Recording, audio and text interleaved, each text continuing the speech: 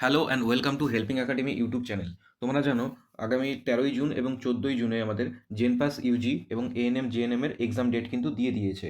তো তোমরা যারা এই পরীক্ষাটি দিচ্ছ তোমাদের জন্য আমি নতুন একটি সিরিজ শুরু করতে যাচ্ছি।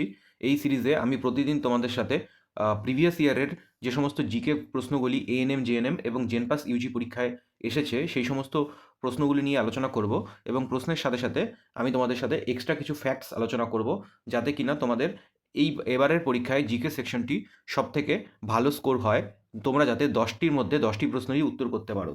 তো আজকের ক্লাসে আমি তোমাদেরকে 2025 সালের এএনএম জেএনএমে যে জিকে প্রশ্নগুলি এসেছিল সেই প্রশ্নগুলি নিয়ে আলোচনা করব। তো চলো দেখা যাক আজকের আমাদের প্রথম প্রশ্ন কি রয়েছে।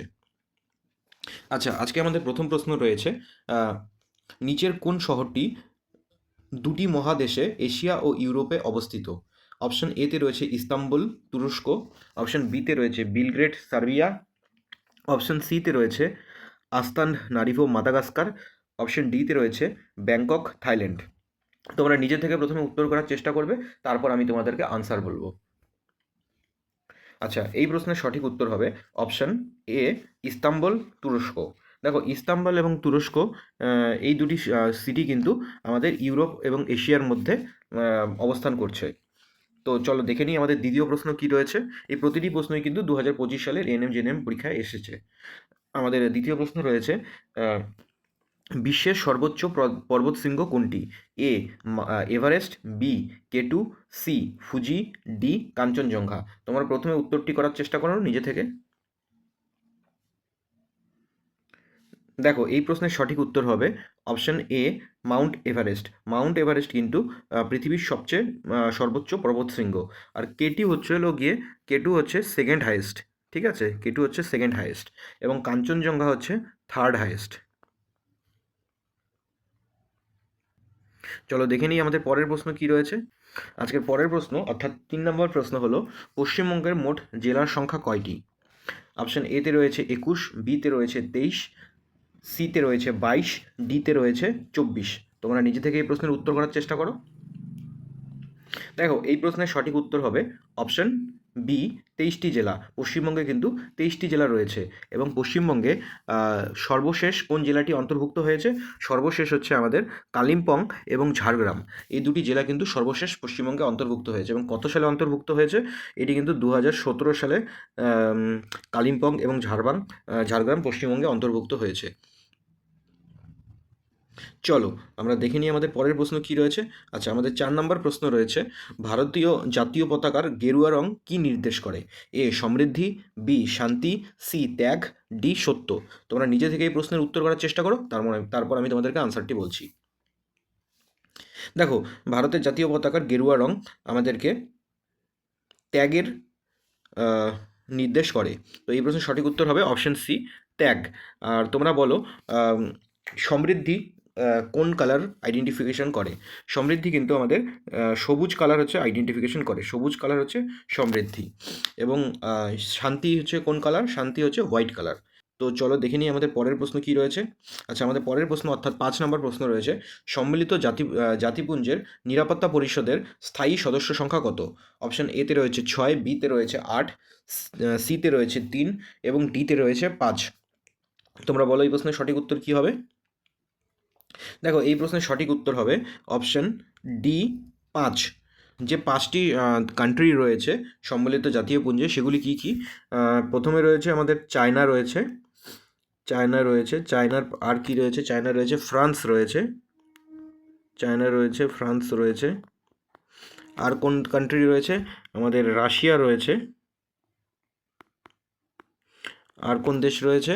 আর রয়েছে ইউকে রয়েছে। আর কোন দেশ রয়েছে? ইউএসএ। তাহলে 5টি দেশ কি কি? চায়না, ফ্রান্স, রাশিয়া, ইউকে এবং ইউএসএ। এই 5টি দেশে কিন্তু সম্মিলিত জাতীয় পুঞ্জের স্থায়ী সদস্য দেশ। দেখে নিই আমাদের পরের প্রশ্ন কি রয়েছে। আজকের পরের প্রশ্ন রয়েছে 6 নম্বর প্রশ্ন, নিচের কোনটি প্রথম বিশ্বযুদ্ধের সময়কালকে নির্দেশ করে? এ 1939 থেকে 1945, বি 1914 থেকে 1918, সি 1803 থেকে 1815, ডি 1861 থেকে 1865।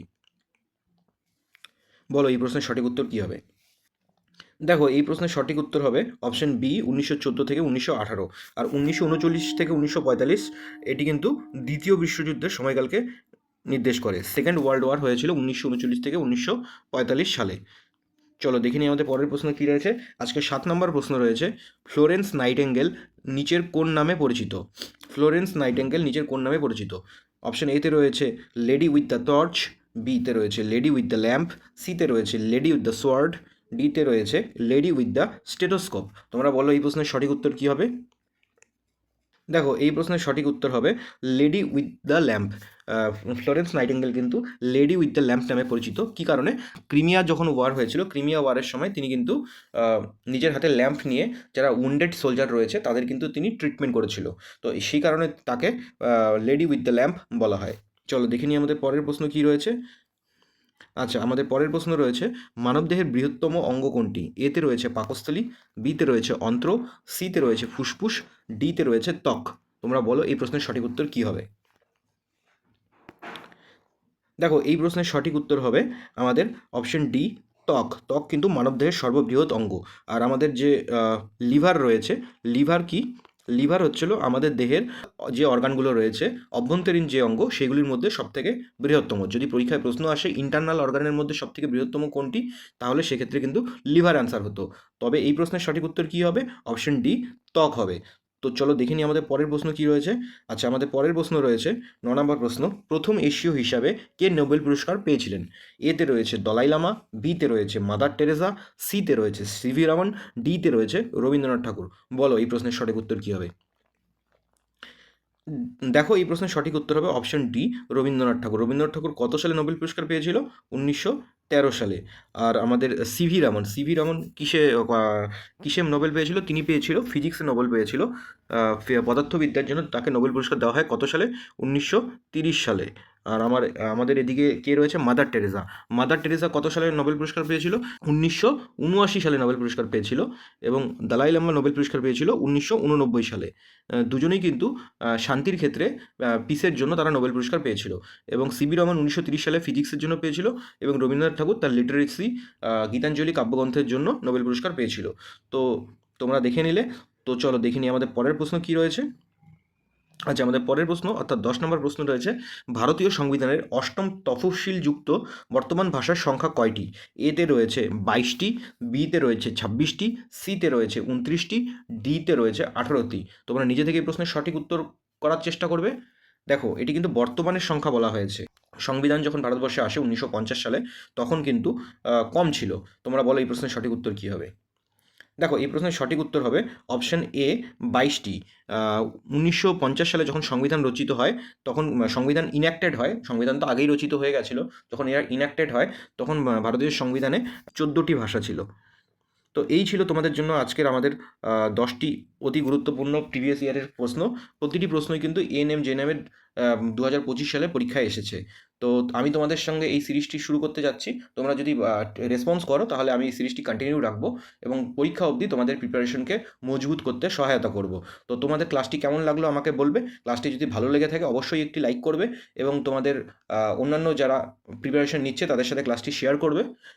যদি তুমি এই চ্যানেলে নতুন হয়ে থাকো, অবশ্যই চ্যানেলটিকে সাবস্ক্রাইব করবে এবং বেল আইকনটি প্রেস করবে। Thank you so much.